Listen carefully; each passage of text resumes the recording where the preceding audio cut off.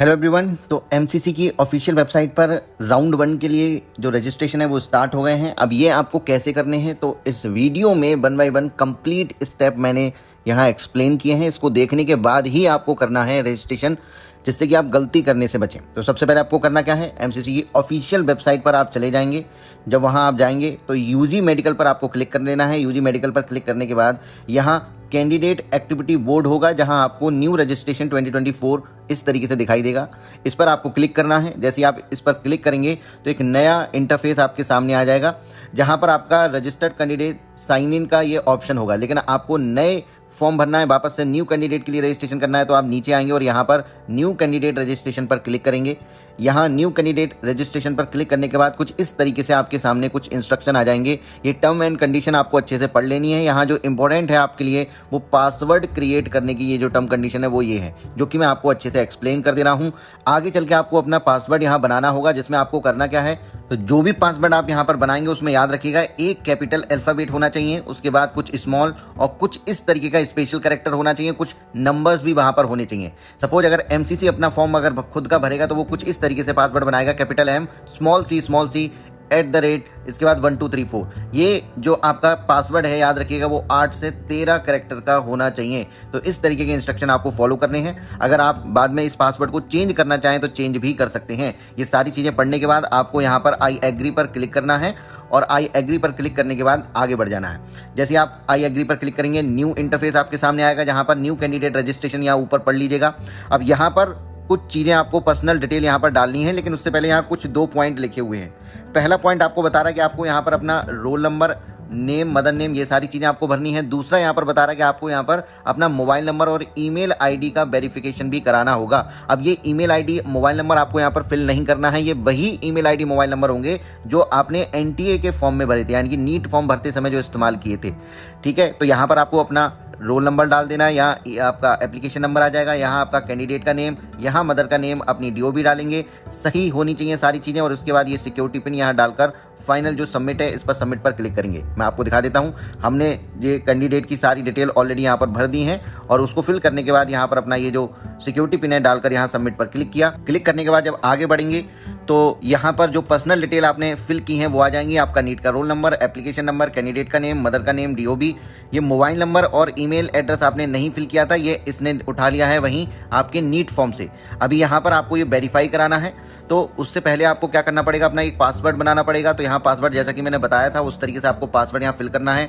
यहाँ इस बॉक्स के अंदर आपको ये सिक्योरिटी पिन यहाँ डाल देना है अच्छे तरीके से, और उसके बाद यहाँ पर सबमिट एंड नेक्स्ट पर क्लिक करना है। यहाँ पर एक आपको नोटिफिकेशन भी दिखेगा, वेरिफिकेशन ऑफ मोबाइल नंबर और email address is mandatory to get registered successfully. जब तक आप ये वेरीफाई नहीं कराएंगे तब तक आपका रजिस्ट्रेशन सक्सेसफुल नहीं होगा, याद रखिएगा। तो जैसे ही आप यहाँ पर सबमिट एंड नेक्स्ट पर क्लिक करते हैं, आगे जो नेक्स्ट पेज आपके सामने आता है वो आता है मोबाइल नंबर और ईमेल एड्रेस को वेरीफाई कराने का।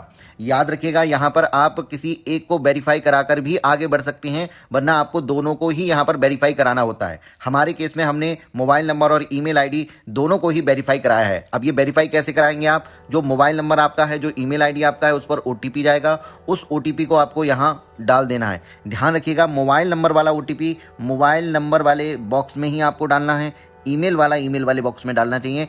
इसी तभी जाकर आपका ये वेरीफाई होगा। बच्चे ईमेल वाला मोबाइल वाले में, मोबाइल वाला ईमेल वाले में कभी कभी डाल देते हैं, तो फिर वो वेरीफाई होने में दिक्कत आती है। इसके बाद आपको सिक्योरिटी पिन डालना है, ये जो नीचे दिख रहा है, वेरीफाई एंड फाइनल सबमिट पर आप यहाँ पर क्लिक करेंगे। जैसे वेरीफाई फाइनल सबमिट पर क्लिक करेंगे, देखिए हमने दोनों ही ओटीपी डाल दिए हैं और अपना सिक्योरिटी पिन डालकर वेरीफाई फाइनल सबमिट पर क्लिक किया। आगे बढ़ने के बाद जैसे ही फाइनल सबमिट पर क्लिक करेंगे एक नया पेज आपके सामने खुलकर आ जाएगा इस तरीके से आपका। ये यहाँ पर आप ध्यान से देखेंगे तो अब इसको अच्छे से समझ लीजिए। जैसे ये पेज आएगा, इसमें अगर आप लेफ्ट साइड अपर कॉर्नर पर देखेंगे तो यहाँ पर आपको अवेलेबल सर्विसेज दिखाई देंगे।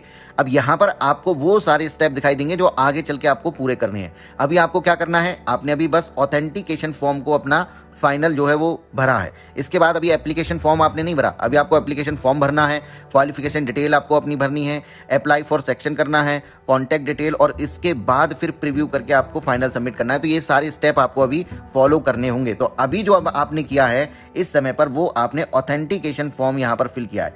आपने बस अपने आप का ये यहाँ पर कुछ ऐसी डिटेल दी है जिससे कि आप ऑथेंटिकेट हुए हैं कि आप ही हैं। अब ये कैसे पता चलेगा कि आप ही का है, तो यहाँ पर एक बार अपना नाम और रोल नंबर जरूर चेक कर लीजिएगा आगे बढ़ने से पहले। अब नेक्स्ट स्टेप आपकी क्या होगी, नेक्स्ट स्टेप आपकी यहाँ पर दिख रही है, एप्लीकेशन फॉर्म आपको भरना है। तो एप्लीकेशन फॉर्म भरने के लिए आपको यहाँ पर एप्लीकेशन फॉर्म पर क्लिक करना है।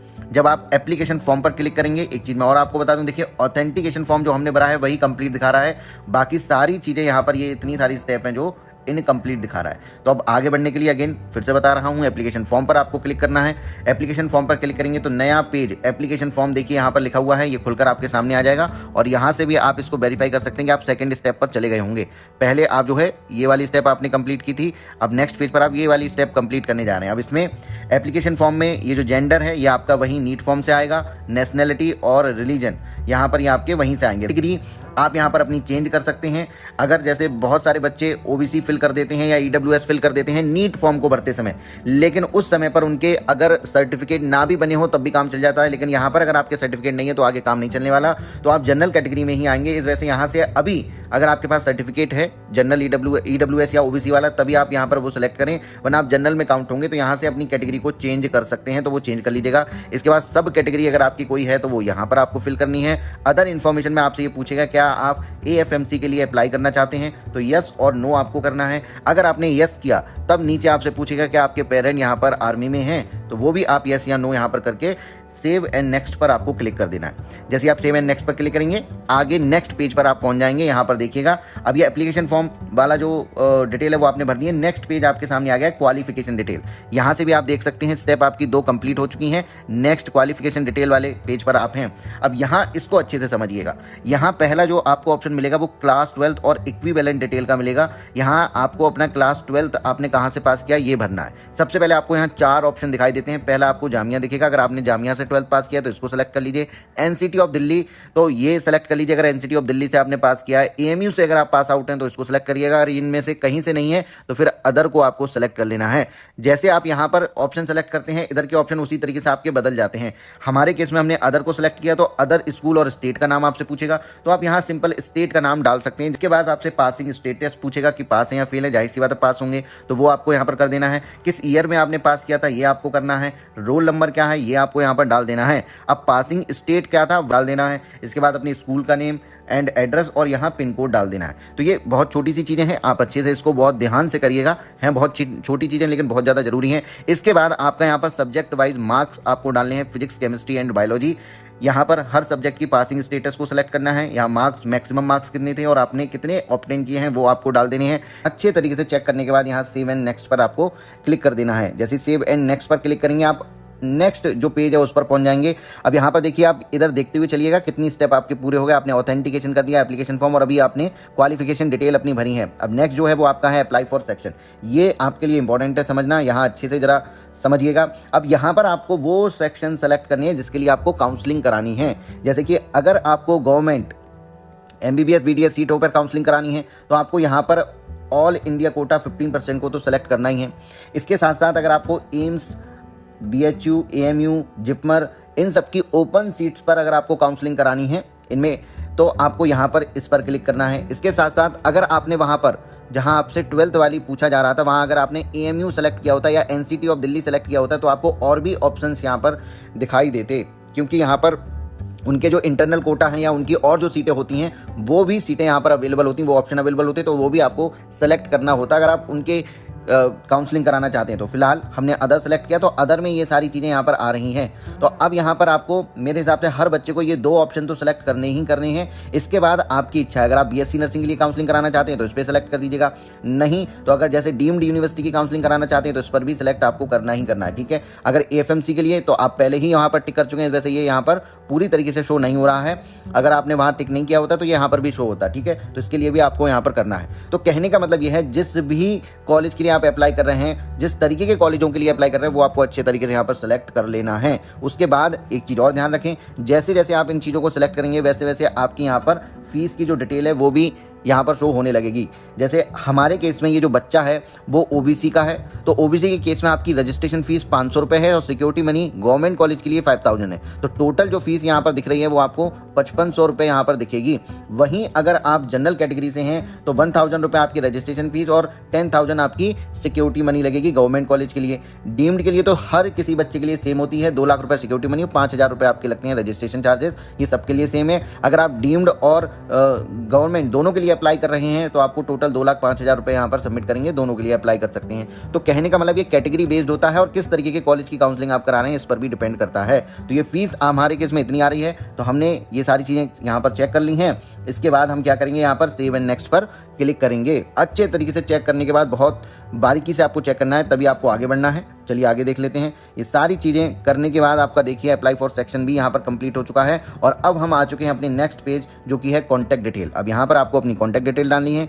यहाँ एड्रेस, दोनों आपके करस्पॉन्डेंस एड्रेस और आपका परमानेंट एड्रेस आपको यहाँ पर डाल देना है। परमानेंट एड्रेस में वही आपका विलेज का नाम डाल देना है, आपको सब लोकेलिटी डाल देनी है, पुलिस स्टेशन, लोकेलिटी। अगर ये आपको समझ नहीं आ रहा है तो जो एड्रेस आपके आधार कार्ड पर है वही एड्रेस आपको यहाँ पर फिल करके और सेव एंड नेक्स्ट पर आपको क्लिक कर देना है। हमने यहाँ पर सारी चीज़ें भर दी हैं अच्छे तरीके से, एक बार अच्छे से चेक कर लिया है और उसके बाद सेव एंड नेक्स्ट पर जब हम क्लिक करेंगे तो यहाँ पर हमारा फाइनल सबमिट वाले अब पेज पर हम आ जाएंगे। देखिए यहाँ पर लिखा हुआ है प्रीव्यू एंड फाइनल सबमिट। आप किस पेज पर हैं यहाँ ऊपर देख लीजिएगा, अच्छे तरीके से आपको समझ आ जाएगा।